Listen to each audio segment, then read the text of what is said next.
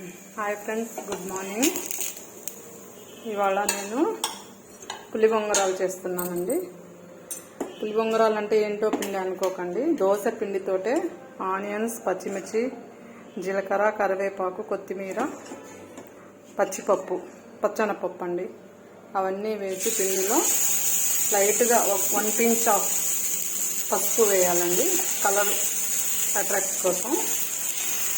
అవన్నీ వేసేసి ఇలా మనం దోశ వేసుకున్నట్టే వేయాలి. కాకపోతే మందంగా వస్తాయండి, మనం దోశలాగా పలుచగా రావు.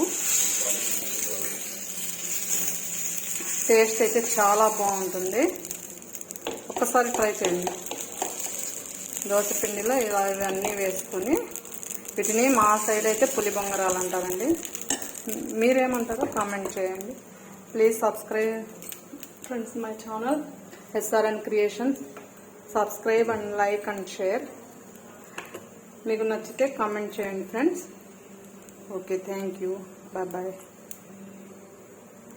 ఇలా వస్తుందండి దోశ వేసిన తర్వాత. ఇది చూడండి, ఈ కలర్లో ఉంటుంది. ఇలా light yellow shade.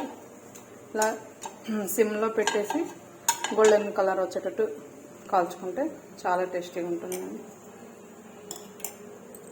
Bye friends.